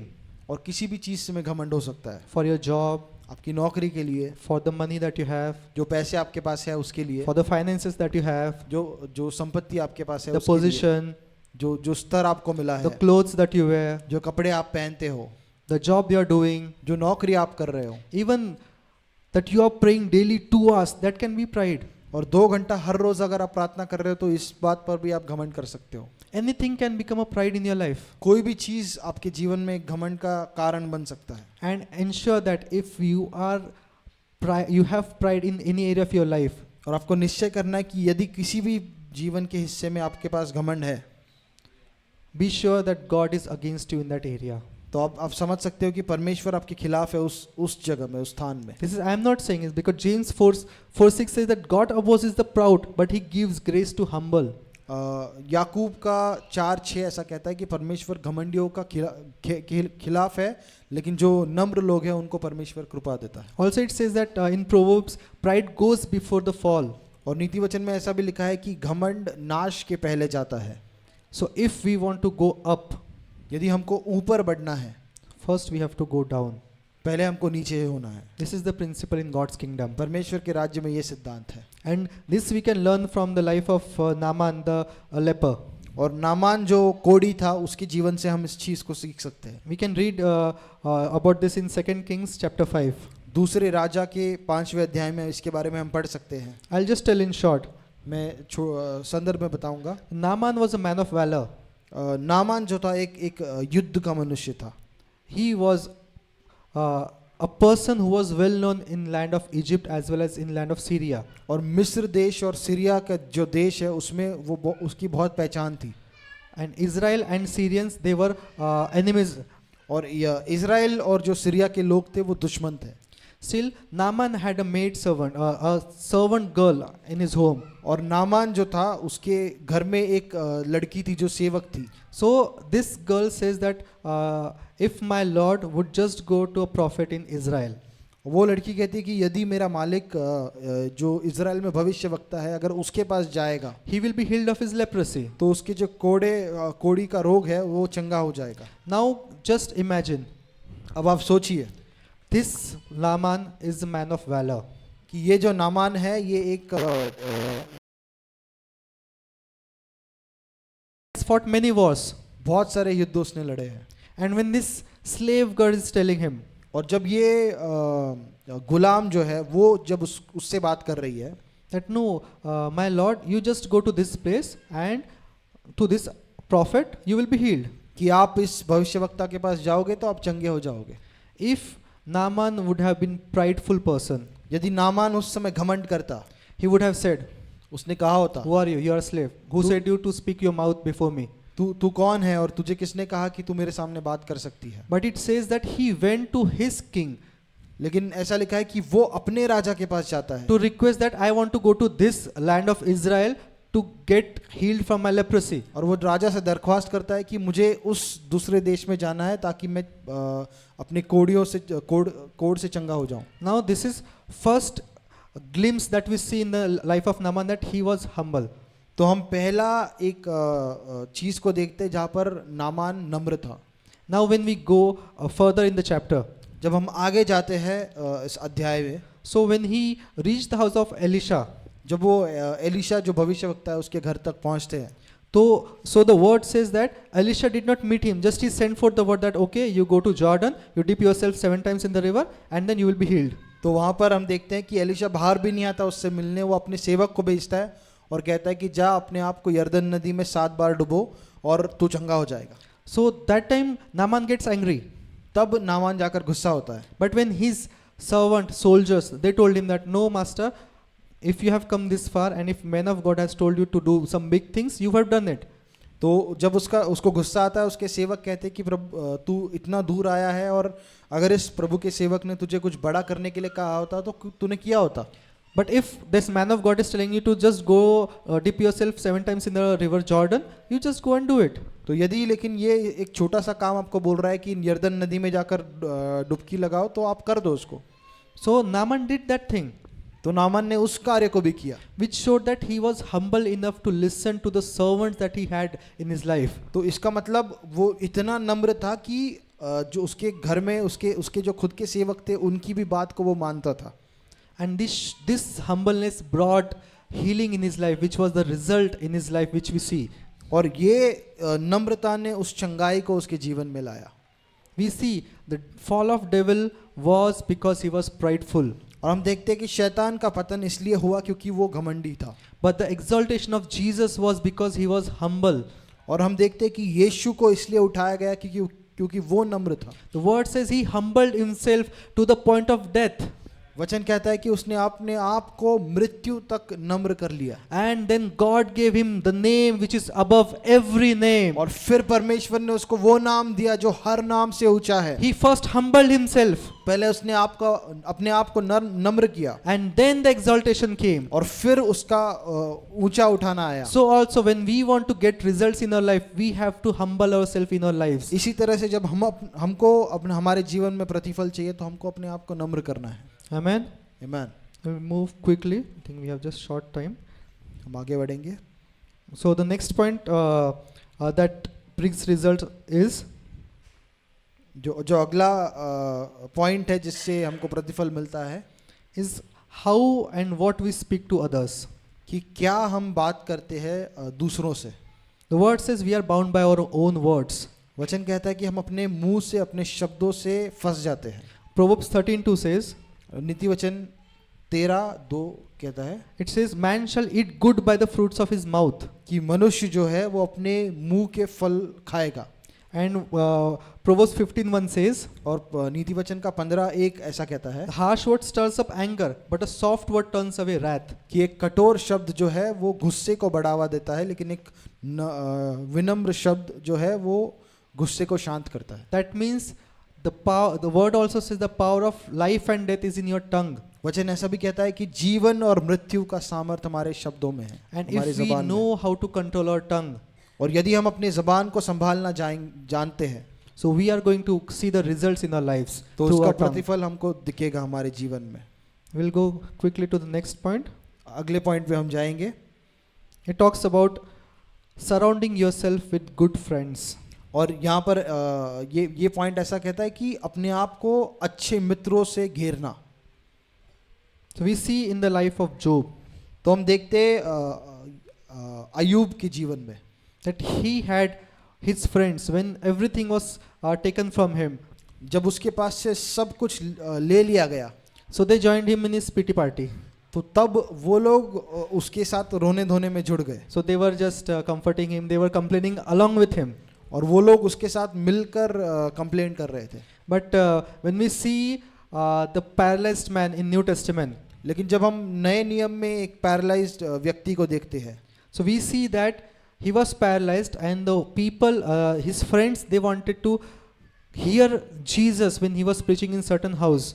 हम देखते हैं कि वो पैरालाइज था, लेकिन उसके दोस्त उसको यीशु के पास लेके जाना चाह रहे थे। And जो when उसी they के could घर में not था। find a place to listen, और जब वो उसको सुनने के लिए उसको उनको कोई जगह नहीं मिल रही थी, they went to the rooftop, तो उस घर के छत पे वो गए they opened the roof, और उस छत को उन्होंने खोला and they lowered this paralyzed man. और उस पैरालाइज्ड व्यक्ति को उन्होंने वहां से नीचे किया। What does it mean? इसका मतलब क्या है? The friends that man, the paralyzed man had, जो मित्र इस व्यक्ति के थे, they helped him to get healing in his life. उन्होंने उसको मदद की कि वो अपने जीवन में चंगाई को ग्रहण करे। The Job's friend, they were just spitting with him. जो अय्यूब के जो दोस्त थे वो सिर्फ उसके साथ मिलकर उस पर दया कर रहे थे। But here we see these friends of this paralyzed man, लेकिन यहाँ पर हम देखते हैं कि इस पैरालाइज्ड व्यक्ति के जो मित्र थे, they helped him to get healing in his life. उन्होंने उसको मदद की कि वो चंगा हो पाए। So also it is very important what kind of friendship that we have around us. इसीलिए बहुत जरूरी है कि किस प्रकार के मित्र हमारे हैं हमारे घर के Because pass. the word says as iron sharpens iron, कि वचन कहता है कि जैसा लोहा लोहे को धार करता है, so is a friend. उसी तरह से एक मित्र है। So if you are surrounded with good company, a believer company who will encourage you in the word, तो यदि आप ऐसे लोगों से घिरे हुए हो जो वचन में आपको प्रोत्साहित करेंगे, so be sure that you are going to see fruits. You be sure that you are going to see results in your life. तो आपको पक्का अपने जीवन में प्रतिफल मिलेगा। We'll quickly go to next point, हम अगले पॉइंट पर जाएंगे। and the point is divine doors, right doors at right time. और दिव्य दरवाजे और परमेश्वर का समय और सही समय, सही दरवाजे। We see that happening in the life of Joseph. हम देखते हैं कि यूसुफ के जीवन में ऐसा हुआ। He was put down in the jail, Potiphar's jail, right? और उसको पोटिफर के वजह से जेल में डाला गया। And when he was in the jail, और जब वो उस जेल में था, so two servants of the king, they came in the jail, और राजा के दो सेवक उस जेल में आए, and they saw a dream. और उन दोनों ने एक सपना देखा। And in that the dream was only Joseph was able to interpret. और सिर्फ यूसुफ था जो उस सपने का अर्थ बता पाया। And when Joseph interpreted the dream and it came to pass, और जब यूसुफ ने उस सपने का अर्थ बताया और वैसा ही हुआ, we see that the guy, he forgot about Joseph that interpreted his dream. और वो व्यक्ति भूल जाता है कि यूसुफ ने उसके सपने का अर्थ बताया था। But when king saw a dream, लेकिन जब राजा ने एक सपना देखा, he remembered that yeah, there is one guy who is able to interpret the dream. तब उसको याद आया कि एक व्यक्ति है जो सपने का अर्थ बताता है। That means इसका मतलब Joseph was in prison. Yusuf जो है वो जेल में था, He was able to interpret the dream of two guys. और दो लोगों के सपनों को वो सपनों का अर्थ वो बता पाया। Even though this guy forgot, और ये व्यक्ति भले ही भूल गया, but at the right time, लेकिन सही समय पर, at the correct time, सही समय पर he remembered उसको याद आया। that there is one guy, Joseph, who is going to interpret the dream. तो उसको याद आया कि एक व्यक्ति है यूसुफ जो सपनों का भाषांतर करता है। And that was the deliverance that Joseph got, that he was available at the right time in the Potiphar's jail. और वही चीज से उसको छुटकारा मिला क्योंकि वो सही समय पर पोटिफर के जेल में था। So also in our life, उसी प्रकार से हमारे जीवन में we need the doors to be opened at the right time. हमको जरूरत है कि सही दरवाजे सही समय पर खुले, And it happens with the favor of God. और ये परमेश्वर के फेवर से होता है। You might be working constantly, diligently in your company. और आप बहुत शिद्दत से अपने कंपनी में शायद काम कर रहे हो, You are doing diligently every work that is being given to you. You are doing it diligently. हर काम जो आपको दिया जा रहा है उसको एकदम शिद्दत से आप कर रहे But still, you are not seeing the rewards that you are expecting in your life. हो, लेकिन फिर भी वो जो प्रतिफल आपको चाहिए वो आपके जीवन में नहीं But मिल रहा at है। right time, लेकिन सही समय पर when the favor of God जब manifests in your life, जब परमेश्वर का फेवर आपके जीवन में प्रकट होगा, the same boss who was ignoring you for so many years, वही बॉस जो इतने सालों से आपको ध्यान नहीं दे रहा था, immediately he will start noticing you. वो आप पर ध्यान देने लगेगा, And he will give you the opportunities which people have you would have not got in your lifetime. और वो आपको ऐसे मौके देगा जो आपके जीवन में आपको कभी मिले नहीं होंगे। This happens when the right doors are open for you. ये तब होता है जब सही दरवाजे आपके लिए खोले जाते हैं। And we also see this happen in the life of Nehemiah as well. और हम देखते हैं कि नेहमाया के जीवन में भी ऐसा हुआ, Because he was there as the king's servant. क्योंकि वो वहां पर था राजा के सेवक के तौर पर, he was there at the right position. वो सही स्तर पे था। And one day king noticed his sadness, और राजा ने एक दिन देखा कि ये उदास है, and king asked him, what happened to you? और राजा ने उसको पूछा कि क्या हुआ तुझे, And Nehemiah told everything. और नेहमाया ने फिर सब बताया। And we see that king himself told that you go, we will provide for the building of the wall of Israel. और राजा ने कहा कि तू जा और हम उन चीज़ों की जो ज़रूरत है तुझे दीवार को बनाने में वो देंगे। That means Joseph was available at the right time at right place. इसका मतलब यूसुफ जो है वो सही, नेहमाया जो है वो सही समय पे सही जगह पे था। And Nehemiah was also at the right place at the right time. और यूसुफ और नेहमाया दोनों सही जगह पे सही समय पे थे। And both of them saw the results that God wanted in their life because they were there at the right moment. और दोनों ने अपने जीवन में प्रतिफल को देखा क्योंकि सही समय में वो सही स्थान पे थे। Amen. आमीन। So also, when we are working in any whatever work that you are doing, whatever business that you are doing in your life, इसी प्रकार से जो भी कार्य हम कर रहे हैं, जो भी बिजनेस हम कर रहे हैं, God is going to open the right doors at the right time for you. प्रभु सही दरवाजों को सही समय पे आपके लिए खोलेगा। And this will not happen because you are doing some things, और ये इसलिए नहीं होगा क्योंकि आप कुछ कर रहे हो, but because God's favor is going to manifest in your life. लेकिन क्योंकि प्रभु का जो फेवर है वो आपके जीवन में प्रकट होगा। The same people who were ignoring you throughout your lifetime, वही लोग जो आपको आपके पूरे जीवन में आप पर ध्यान नहीं दे रहे थे, whole the relatives, the family members, anyone who was ignoring you till now, आपके परिवार के लोग, आपके रिश्तेदार, जो भी आप पर ध्यान नहीं दे रहे थे, the same people are going to start noticing you. वही लोग आप पर ध्यान देने लगेंगे। This will all happen through the favor of God that is going to manifest. और यही वो परमेश्वर के फेवर के द्वारा होगा जो आप पर प्रकट होगी। Amen. आमीन। I have few more points. और कुछ पॉइंट्स हैं मेरे पास। Do we have time? क्या हमारे पास समय है? It's 1:12. Okay, I'll shortly, I'll just tell you the headlines, okay? तो इनका हेडलाइंस मैं बताऊंगा।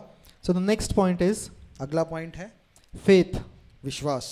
The faith is going to bring results in your life. विश्वास के द्वारा हमारे जीवन में प्रतिफल मिलेगा। Jesus told us, faith as little as mustard seed. यीशु ने कहा कि राई के दाने के समान विश्वास, That faith, the mustard seed faith is going to move the mountains in your life. कि राई के दाने के समान अगर विश्वास है वो भी पहाड़ों को आपके जीवन से हिलाएगा। Amen. आमीन। Then we see next point is obedience. अगला पॉइंट जो है वो आज्ञा पालन है। We see in the life of Abraham, Abraham के जीवन में हम देखते हैं God told him to move from the land to some place which God is going to show him. प्रभु ने उसको कहा कि जहाँ पर तू है वहाँ से ऐसे जगह में जा जो मैं तुझे बताऊंगा। And Abraham was obedient to the voice of God. और अब्राहम ने प्रभु की आवाज़ को सुना। One thing which Holy Spirit told me today morning was, एक चीज़ जो पवित्र आत्मा ने आज कही मुझसे, if you see stagnancy in your life, यदि आपको देखते हो कि अपना जीवन में आप एक ही जगह पर ठहर गए हो, check whether you were obedient to God or not in certain areas. आप ध्यान दीजिए कि क्या आप प्रभु की वाणी को सुन रहे थे, उसकी आज्ञाओं को पाल रहे थे कुछ Because जगहों में या we नहीं। see in the life of Abraham, God specifically told him to move from place A to place B. तो हम देखते हैं कि प्रभु ने अब्राहम को कहा था कि एक जगह से निकल के दूसरी जगह If पे he जा। wouldn't have been faithful there, obedient there, यदि वो वहां पर प्रभु की आज्ञा को नहीं मानता we wouldn't have called him the father of faith. तो हम उसको विश्वास का पिता ऐसा नहीं कहते। No one would have known his name. कोई भी उसके नाम को नहीं जानता, But because he was faithful, लेकिन क्योंकि वो विश्वास योग्य था even though he was 99 years old, he didn't have any son. और वो 99 साल का था तब भी उसके पास कोई बेटा नहीं था, But still he was obedient to God's voice, that I am going to see the stars in the sky. These many children I am going to give you. God said. और फिर भी प्रभु का जो वादा था कि आकाश में देख जितने तारे हैं उतने बच्चे मैं तुझको दूंगा, उस पर वो ध्यान दे रहा था। And God changed his name from Abram to Abraham. और प्रभु ने उसके नाम को अब्राहम से अब्राहम किया। Still that unbelief was not inside Abraham. और वो अविश्वास जो है वो अब्राहम में नहीं था। He could have said that, Lord, I don't have a single children. How can you call me Abraham? तो उसने ऐसा नहीं कहा कि प्रभु मेरे पास तो एक भी बेटा नहीं है तो मुझे अब्राहम कैसे बोल सकता है। But yet he listened to the voice of God and said, okay Lord, you are saying me, Abraham, that I am father of nations. I am going to introduce myself to many that I am the father of nations. और उसने फिर भी अपने आप को कहा, प्रभु को कहा कि ठीक है प्रभु, अगर तू कह रहा है कि मैं राष्ट्रों का पिता हूँ, तो मैं हर एक व्यक्ति को ये कहूँगा कि मैं राष्ट्रों का पिता हूँ. Amen. Amen. And the next point is favor. अगला पॉइंट जो है वो फेवर है. Next, I'll just give the headlines. I think we're just short of time. मैं सिर्फ हेडलाइंस पढ़ूंगा. Next is the declarations that we make in our life. और जो घोषणाएं हम करते हैं हमारे जीवन में. This declaration part I have seen happening in my life. Okay. और ये घोषणाओं का जो चीज़ है, मैंने अपने जीवन में इसको काम करते हुए देखा है. Because when we declare the word of God, जब हम परमेश्वर के वचन को घोषणा करते हैं, it is going to bring results in your life. तो वो हमारे जीवन में फल लाएगा. Remember, I said the declaration of the word of God. याद कीजिए कि मैंने ये कहा कि परमेश्वर के वचन की घोषणा. If you just declare whatever you are thinking, you are not going to get results. यदि आप सिर्फ उन चीज़ों की घोषणा करोगे जो आप सोच रहे हो, तो उसका प्रतिफल आपको नहीं मिलेगा. But once you start declaring the word of God, लेकिन जब आप परमेश्वर के वचन की घोषणा करने लगते हो, because the word himself says that his word will not return void to God, क्योंकि वचन हमको सिखाता है कि परमेश्वर का शब्द जो है वो खाली उसके पास नहीं लौटता है, but it will accomplish all that it has been set forth for. लेकिन वो उन सारी चीज़ों को पूरा करेगा जो जिसके लिए उसको भेजा गया है. And when we have the declaration, we make the declaration in our lives that this, okay, for I want this certain things, what word of God says about this. Okay, if the word of God says this, I am going to declare this. तो हमको कैसे समझना है कि यदि परमेश्वर का वचन अगर कुछ कह रहा है तो उन चीज़ों को मैं घोषणा करूंगा. So for example, if you see sickness in your life, in some your beloved, यदि आप देख रहे हो कि आपके घर में या कोई बीमार है, so you see what the word of God says about the sickness, तो आपको देखना है कि परमेश्वर का वचन बीमारी के बारे में क्या कहता है. and then you just declare about the word of God what it says about the sickness. और आप फिर उस चीज़ को घोषणा करने लगी कि परमेश्वर बीमारी के बारे में क्या कहता है. So also it's the case with prosperity. और समृद्धि के साथ भी यही चीज करना है. You start making the declarations about your in your life about the word of God. It says about prosperity, और आपको घोषणा करते जाना है कि परमेश्वर का वचन समृद्धि के बारे में क्या कहता है. and this declaration is going to bring fruits in your life. और ये घोषणा आपके जीवन में फल लाएगा. Next point is और अगला पॉइंट है vision and action. विजन और Action. कार्य. That means if God has given you some vision, यदि परमेश्वर ने आपको एक विजन दिया है, and you have to take the action appropriate to the vision that God has given you. और आपको अपने कृत्यों को उस विजन के अनुसार चलाना है. And the last point is आखिरी जो पॉइंट है, worship. Aradhana. We see that worship breaks the chain. हम देखते हैं कि आराधना में बंधन टूटते हैं. Peter, when he was in jail, he was in jail. Paul was in jail and they were just worshipping the Lord. जब पौलुस जब जेल में थे तो वो परमेश्वर की आराधना कर रहे थे. They were not doing anything. They were just worshipping the Lord. वो सिर्फ परमेश्वर की आराधना कर रहे थे, कुछ और नहीं कर रहे थे. And automatically the shackles came off from their bodies. और अपने आप जो बंधन थे उनके शरीरों से टूट गए. The worship of God is going to bring results in your life. और परमेश्वर की आराधना हमारे जीवन में प्रतिफल को लाएगी, उत्तर को लाएगी. Because it is going to break all the things that are holding you. और उन सारी चीजों को ये तोड़ेगा जो आपको बांध कर रख रही है. And the worship is not with just your lips. और आराधना सिर्फ हमारे होठों से नहीं है. But the worship, true worship, God says He seeks the true worshippers. परमेश्वर कहता है कि वो सच्चे आराधकों को ढूंढ रहा है. He is seeking those people. वो ऐसे लोगों की खोज कर रहा है. Because there are not many who worship Him with truth. क्योंकि ऐसे बहुत लोग नहीं हैं जो सत्य में उसकी आराधना करते हैं. Many people just worship with their lips.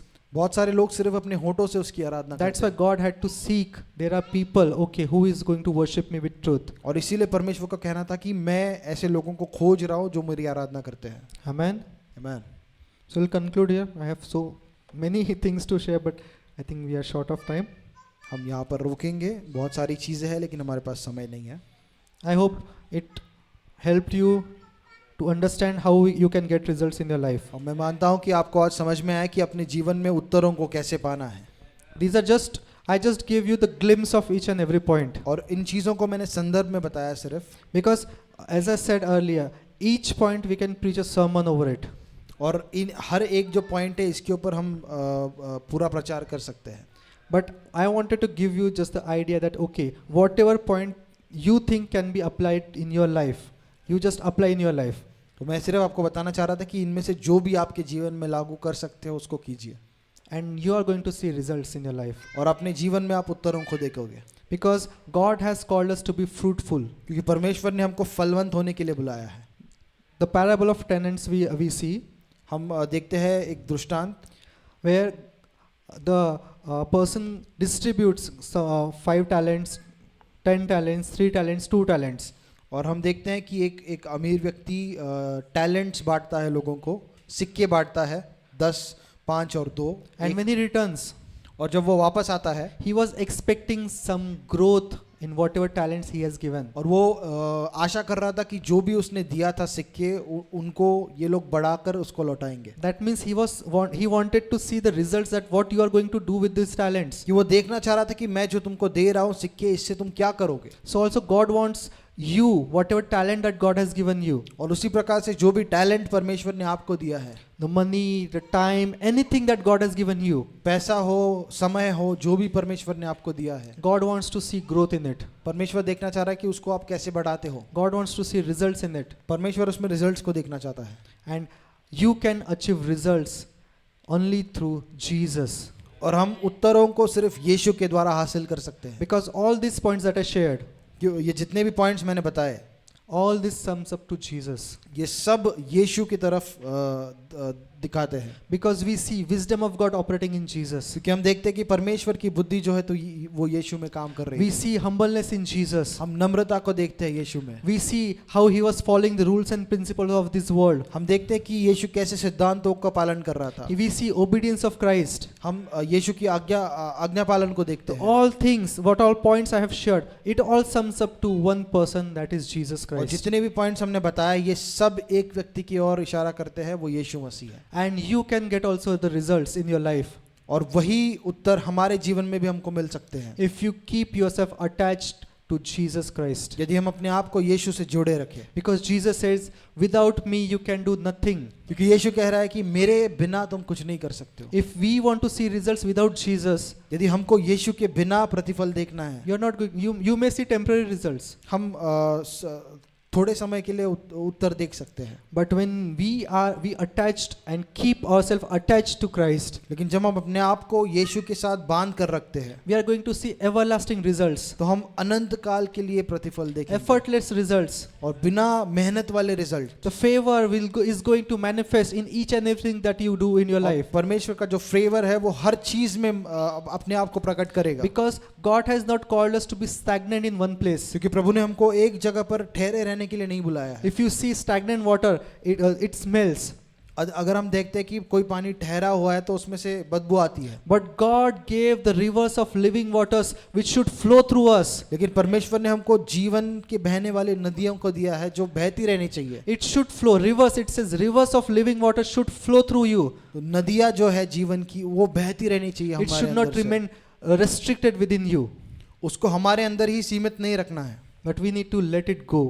लेकिन उसको हमको आगे जाने देना है. Amen. आमीन. Can we all stand? क्या हम सब खड़े हो सकते हैं?